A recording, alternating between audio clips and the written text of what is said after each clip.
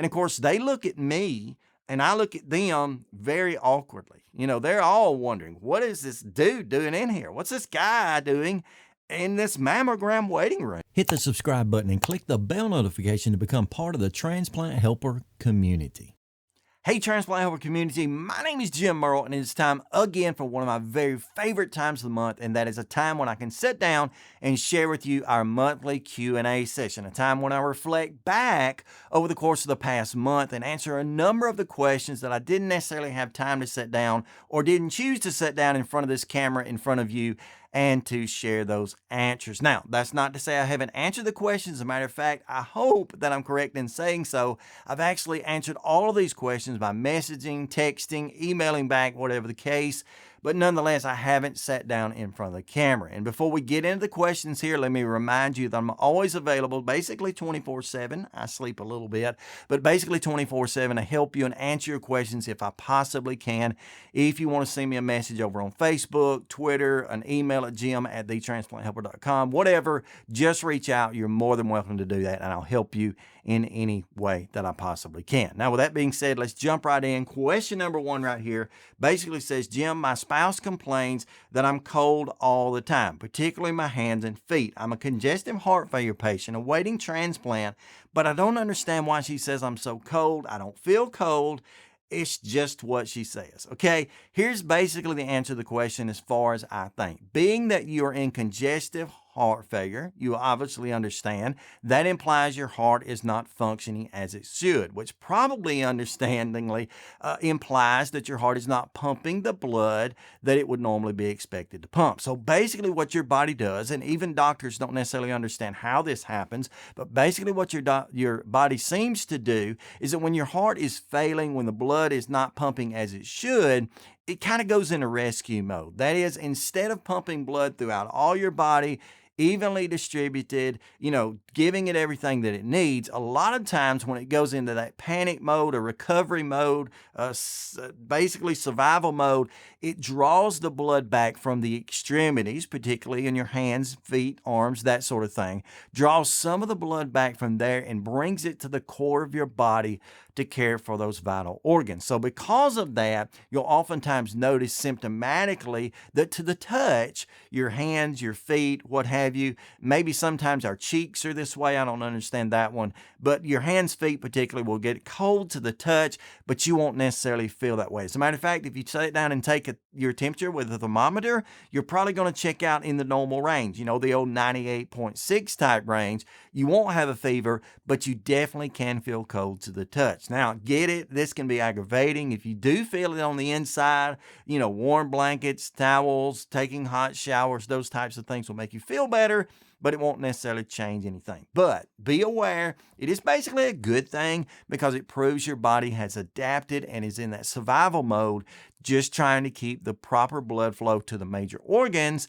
Hence, you don't necessarily get it everywhere else. But great question. I appreciate you asking that. Next question here. Question number 2. What are the symptoms of the aortic stenosis you say you have? Now, symptoms can be a little bit varied. Basically, symptoms to aortic stenosis, which if you haven't seen my other videos, I'll link them up here in the corners in the description below. You can check that out. I have been recently diagnosed with aortic valve stenosis, which means I'm going to eventually have to have a valve replacement, I think in a week or 2.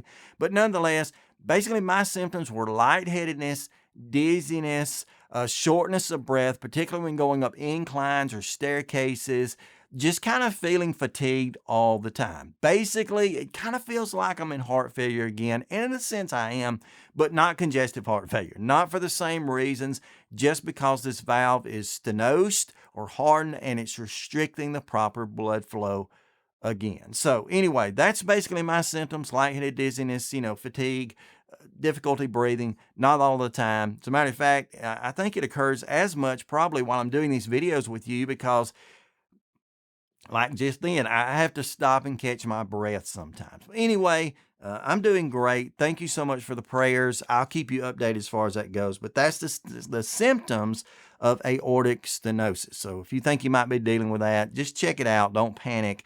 Maybe that's a possibility. Okay, question number 3. My doctor has terrible bedside manner and is way too blunt. What can I do about it? Well, I'm going to stop right here because I'm going to tell you up front, I'm pretty opinionated on this. I have a lot of people that say to me, my doctor doesn't have a good bedside manner. He's kind of rude. He's kind of blunt. Sometimes I feel like he's actually being mean. But, he or she, they're smart people. So I get it. I'm not worried about it. I just need a good doctor. And I understand that. And I feel you there. But I, in my opinion, believe that all doctors should really work hard on themselves to have that good bedside manner. I don't know if you've ever had a child to go to an actual, pediatrician, maybe especially one in the emergency room when you go to like a children's hospital situation.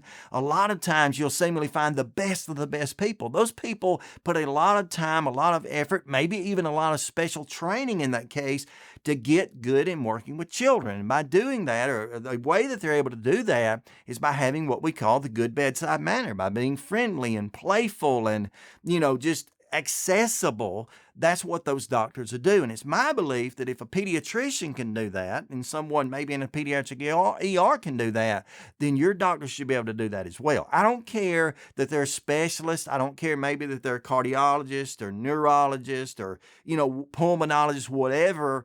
I honestly believe that all good people, if they want to work on themselves, can. And if they want to improve themselves and what they do in life, they can. Okay. We all can focus our attention and be better people. Is it hard to do for some? Absolutely, it is. I mean, my son, for example, he's autistic. And so for him, dealing with typical normal emotions, one between another person, can be difficult, but he works hard at it. He's achieved a certain level and he's helped himself. And I think they can do the same no matter how intelligent they are. Now, as far as your part in the what can I do about it thing, all I can tell you is you just pour kindness on them and continue to question them in a nice way, in a caring way.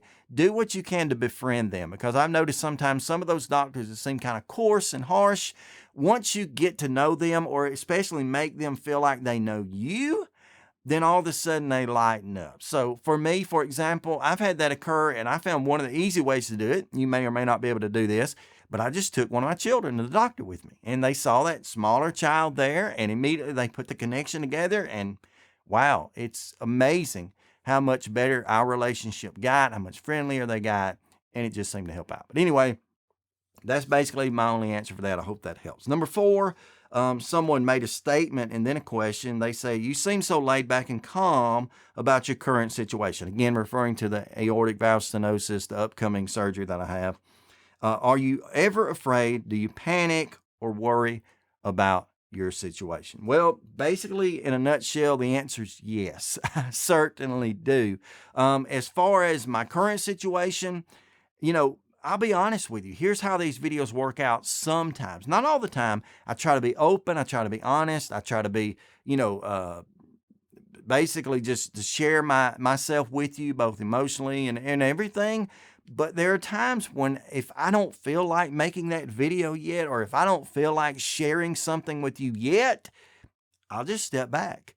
I don't make videos every day, so I can really kind of gauge myself and prepare myself and get myself in the right mindset to sit down in front of the camera and make a video. And I know that I do come off as being somewhat confident sometimes. I do come off as being, as this one says here, laid back and seem like I don't worry about anything, but I do worry.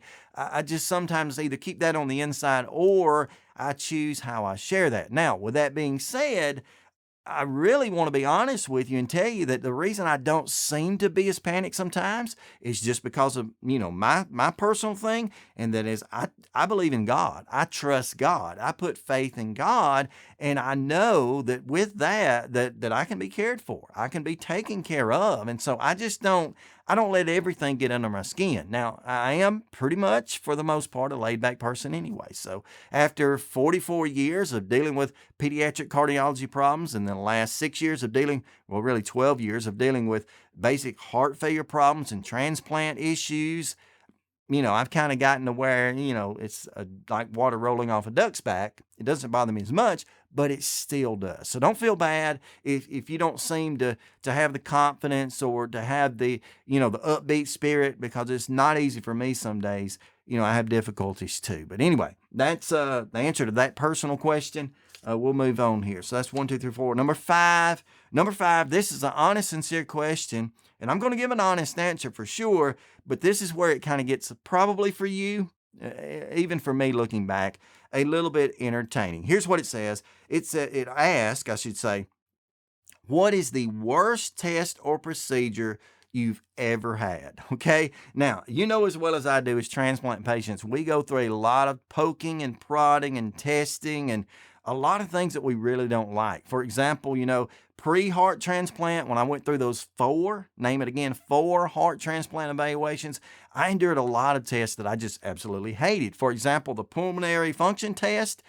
I didn't like that. The way it was performed on me, it was the really hybrid version, locked in a glass box. Basically, I don't know if this really happened. The air was cut off, things stuck all in my mouth and nose, probes all over me. And, they're telling me to breathe and hold my breath. And I hated that. Okay. So that was difficult. Other times, such as times when I had like nerve conduction studies where they stick I guess it was needles and stuff all over your body and in your skin. Definitely not fun. Okay, that was terrible. You may be an acupuncture person and you find some comfort in that. I'm not, and so that was terrible for me. Let me think. The worst test I ever had, in one sense, was when I had to do a treadmill test pre-transplant. I've had a whole video. I've told you about that. You can check it out. It's kind of funny anyway. But I had to be put on a treadmill, and I basically almost killed myself on the treadmill. That was hard, but overall, the hardest procedure slash test, is that how that was worded? Procedure or test or procedure that I've ever had to endure for me personally was when I had to go for a mammogram. Okay. Not my wife, not my mama, not my sister, daughter, whatever. Jim Murrow, me, I'm kind of a guy here. I had to go for a mammogram, okay? The doctors saw something on some scans at one point. I think this was pre-transplant, some different spots on my left breast, whatever, and was concerned about that. So she ordered a few tests and told me that I would have to go and have a mammogram done. Now, at the time, I didn't think much of it until I actually went for the appointment itself, which was like the day after. She could get tests. Dr. Van Buchen's awesome. She could get a test any day, anytime. I went down for the mammogram the next day, and I remember arriving whatever time I was supposed to, signing in, still no real problem there.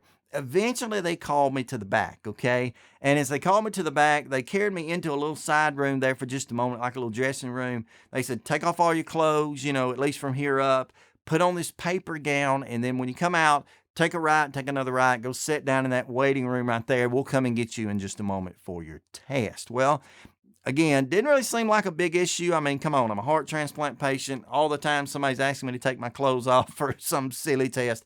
I go ahead and do that. I get in a little paper gown. As I round that corner and then finally that second corner, I walk into a pretty large waiting room, much smaller than the one outside, but a sub waiting room, if you will. And there are about 15, maybe 20 women in the waiting room, all wearing paper gowns just like mine. So basically sitting there half naked, but about 15 or 20 women sitting in the waiting room. And of course, they look at me and I look at them very awkwardly. They're all wondering, what is this dude doing in here? What's this guy doing in this mammogram waiting room? And I'm looking at them. Well, really, maybe I'm not looking at them. I'm almost, trying to turn my head the whole time to keep from looking. But I see these women here all in the paper gowns. They're all awaiting their test. They're having conversations, they're having a good time. They're reading magazines. They're flipping through their phones and such. Not me. I'm sitting as far away in the corner as I can, kind of facing the wall almost.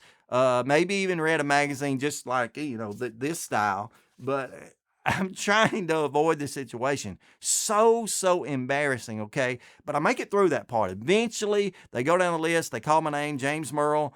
I mean, I jump up, just, phew, I'm gone. I follow the lady down the hall. I'm glad to be out of that situation. Then they take me in the room. And ladies, you've been there, done that, okay? I don't envy you at all. They take me in the room. And they, of course, pop my gown back open and the machine comes out. And there, some versions I understand from talking to people later are worse than others, but this was the classic. They tell me to take my breast, which you can see. I mean, you can see that. There's not much. lay that in the machine, and they do just what they do to everybody else. They apparently try to squish it. I don't know what they're doing here, but they squish it, and they take the pictures, whatever they do. Hurt like the devil, folks. I'm telling you what, you know this, some of you. It hurt, okay? Terrible. Probably hurt as bad as the other test I just mentioned a moment ago, except for, again, it's somewhat awkward. It's somewhat embarrassing, but I have to endure. The good news is, with all that said and done, got the results back. Turned out it was some kind of shadows or something. Nothing at all to worry about. I was able to move on with my life. But yeah, that was probably the hardest, most dreadful, worst test or procedure I've ever been through. And it really came down to the fact that I was totally out of place in doing that. So a lot of times when I hear people that are going for mammograms or whatever, I'll oftentimes joke and say, hey, I've been there, done that. I'll be praying for you. And they look at me like, what?